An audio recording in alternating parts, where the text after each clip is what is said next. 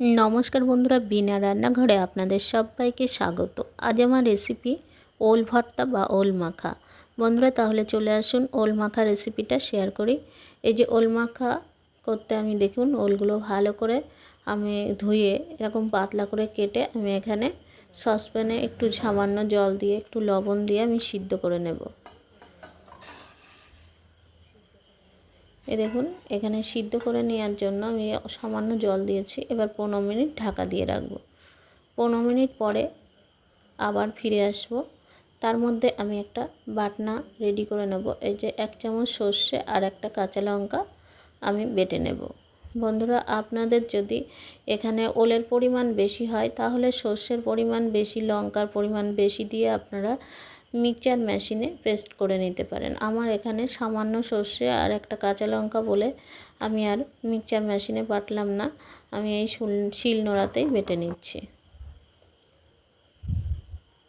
বন্ধুরা দেখুন এখানে বাটনা করছি।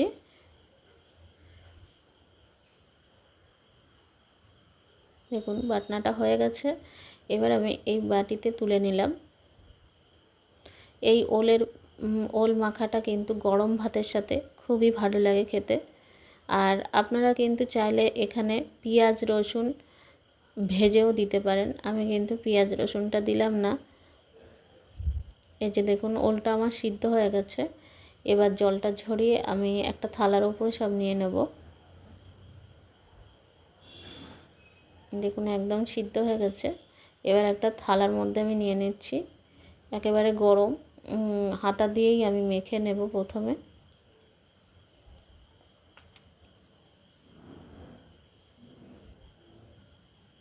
দেখুন বন্ধুরা হাতার তলা দিয়ে আমি মেখে নিচ্ছি, একদমই সিদ্ধ হয়ে গেছে ওলটা। এখন কিন্তু ওলের সিজন।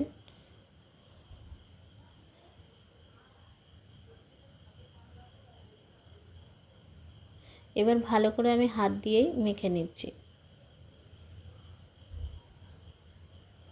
এবার দেখুন একটু তেল হাতায় করে গরম করে নিচ্ছি, তার মধ্যে একটা লঙ্কা দিয়ে দিলাম। একটু ভালো করে গরম হলে আমি এটা ওল মাখাতে ঢেলে দেব।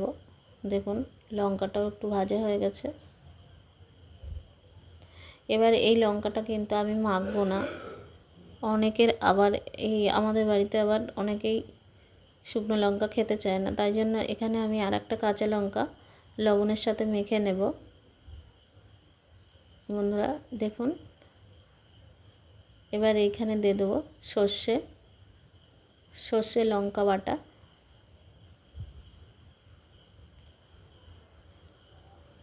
এই দেখুন সর্ষে লঙ্কা বাটাটা দিয়ে দিলাম, আবার একটু লাগলে আর একটু দেব।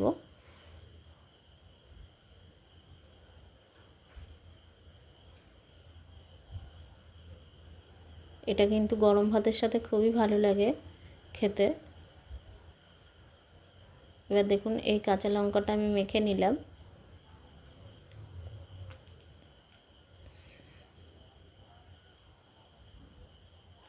দেখুন আমার ওল ভর্তাটা পুরো রেডি হয়ে গেছে। বন্ধুরা আপনাদের যদি ভিডিওটা ভালো লাগে তাহলে প্লিজ লাইক কমেন্ট শেয়ার করবেন। আর আমার চ্যানেলে যারা নতুন বন্ধু হয়ে আছেন তারা প্লিজ চ্যানেলটিকে সাবস্ক্রাইব করবেন।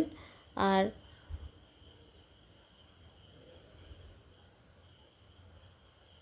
আপনাদের মধ্যে প্লিজ একটু শেয়ার করে দেবেন। আপনারা খুব ভালো থাকবেন, সুস্থ থাকবেন। আবার দেখা হবে বিনার এই রান্নাঘরে অন্য কোনো ভিডিওতে। ধন্যবাদ।